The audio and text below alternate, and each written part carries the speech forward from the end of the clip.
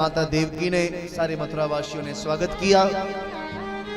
भोजन प्रसाद दी। भोजन प्रसाद में मक्खन था। मक्खन को देख करके भगवान को ब्रज की याद आ गई।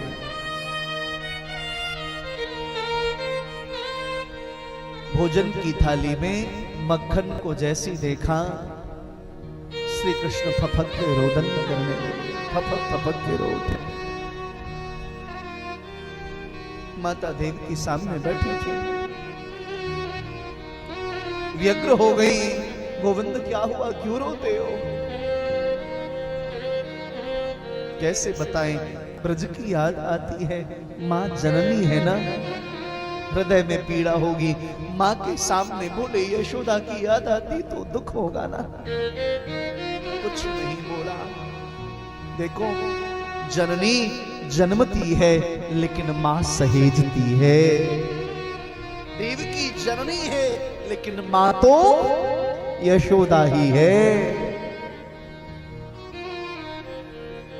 माखन को देख के ब्रज की गलियां, श्री यमुना जी, ब्रज के वो वृक्ष, ब्रज की वो लता पुताएं, बक्ष, ब्रज के वो पशु पक्षी याद आने लगे। रामावतार में भगवान को जैसे सर्वाधिक हनुमान प्रिय है, सन्निकट हनुमान जी हैं, ऐसे ही कृष्णावतार में भगवान के अतिशय प्रिय श्री उद्धव जी हैं। पर मित्र हैं, सुहृदय सखा है, अतिशय प्रिय है, बस अतिशय प्रिय है।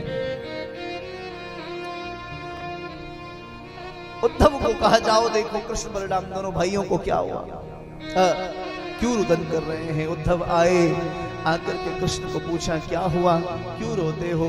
श्री कृष्ण फफक के बोल उठे, ब्रज मोहि बिसरत नाहि उधो, ब्रज मोहि बिसरत नाहि उधो,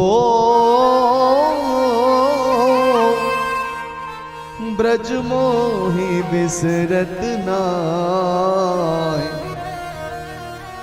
हंस सुता को सुंदर कलरव और पक्षिन की छाया।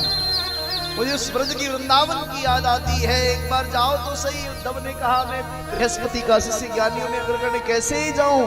और वेदांत की, ब्रह्मसूत्र की, मीमांसा की, न्याय की भाषा में बात करूंगा, क्या समझेंगे। ब्रज के विचारे, गवार ग्वारिये, वन वन गाय चराने वाले, बेजर की रोटी खाने वाले। भगवान बोले देखो तो सही, जिन प्रजांगनाओं ने थोड़ी सी छाछ के लिए, मक्खन के लिए गोविंद को निर्वस्त्र होकर के नचा दिया। शेष महेश गणेश दिनेश सुरेश त्याहि निरंतर जावे, ताहि खंड अनंत अनादि अछेद्य अभेद्य सुवेद बतावे। नारद से सुख व्यास रहे, जिहारि को पुरि पार न पावे। ताहि अहीर की छोहरिया, छछिया भर छाछ पे। थोड़े से माखन के लिए जिन्होंने निर्वस्त्र कर दिया, उनको कहते हैं ब्रज के गंवार ग्वारिये। भगवान ने कहा कोई बात नहीं उद्धव, जाओ थोड़ी सीधी भाषा में, सरल भाषा में बात करना। उद्धव जाने लगे। भगवान ने कहा ऐसे जाओगे तो कोई बात भी नहीं करेगा। वो श्री कृष्ण के अलावा किसी और से वार्ता करना व्यर्थ समझते हैं। अपनी काली कमरियादी, अपना रथ दिया, आए, वृंदावन में प्रवेश किया। आहा, भक्ति नृत्य करने लगे, सब भूल गए, ज्ञान पंगु हो गया। ब्रजवासियों के जब नेत्रों की ज्योति देखी, ठंडे हो गए। मैया यशोदा बाबानंद से मिले, हृदय विदीर्ण हो गया। और गोपांगनाओं से जब मिलने पहुंचे तब तो कहना ही क्या, वो गोपियां महाराज कृष्ण की विरह में भ्रमर से बात कर रही है। मधुप की तब बंधो वास्पृशांग्रम सपत्मया, कुछ विलुलित माला कुंकुम स्मस्त्रभिर्ना, तुहत मधुपर स्तन मानिनी नाम प्रसादम, यतु सदसविडम्बिम यस्य दूतस्वमिति।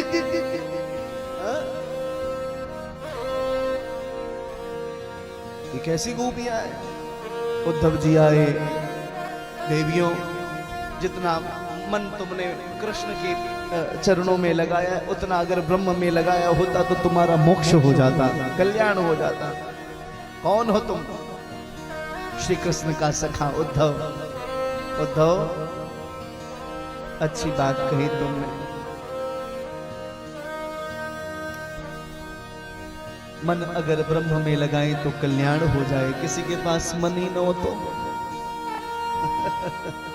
कथा बहुत लंबी है, प्यारी है, लेकिन एक स्वभाव है, प्रवेश कर जाऊं तो मेरे से निकलने में बहुत मुझे कठिनाई होती है। और ये दो प्रसंग, उद्धव गोपी संवाद और मथुरा गमन का जो चरित्र है, ये अत्यंत गंभीर है, इसलिए प्रवेश करने में भय लगता है, इसलिए बाहर से प्रणाम कर रहा हूं। विस्तार से सुनना हो तो मेरे YouTube में सुन लेना, बहुत बार, बहुत विस्तार से, कई बार तो 3-3 घंटे में सिर्फ उद्धव गोपी चरित्र हुआ, संवाद हुआ। महाराज, एक किसी के पास मन नहीं हो तो क्या करें? उद्धव ने कहा समझा नहीं, गोपियों ने कहा उद्धव एक मन था जो गोविंद ले गए। मन न भये 10-20 ऊधो, मन न भये 10-20 ऊधो, मन न भये 10-20, एक हूँ तो सो गयो श्याम संग, अब को राधे ईस। एक मन था जो गोविंद ले गए। और तुम यह मत सोचना मैं श्री कृष्ण के विरह में रो रही हूं, ये प्रेम की बात है। उद्धव ने कहा जब इतना रोई रही हो, प्रेम है तो मथुरा क्यों नहीं चली जाती? बगल में तो है मथुरा, मिल के आ जाओ, क्या नाटक लगा रखा है? ज्ञानी है ना, ज्ञानियों की जो भाषा होती थोड़ी ऐसी होती, प्यार से बोलो जैसे कुछ है, जाओ मिल के आ जाओ। गोपियां बोली उद्धव तुम नहीं समझ सकते बात को, जब तक कृष्ण मथुरा नहीं गए थे तब तक मैं नित्य दिन में 2 बार मथुरा जाती थी, अपने छाछ दही मक्खन को बेच के आती थी। जब से श्री कृष्ण मथुरा गए तब से हम मथुरा के मार्ग पर भी नहीं गए, मथुरा जाने की बात कौन कहे? उद्धव ने कहा क्यों? बोले उद्धव इस भाव को पता नहीं तुम समझोगे कि नहीं। बोले क्यों? बोले श्री कृष्ण को यदि हम अच्छी लगती ना तो हमें छोड़ के कृष्ण मथुरा नहीं जाते।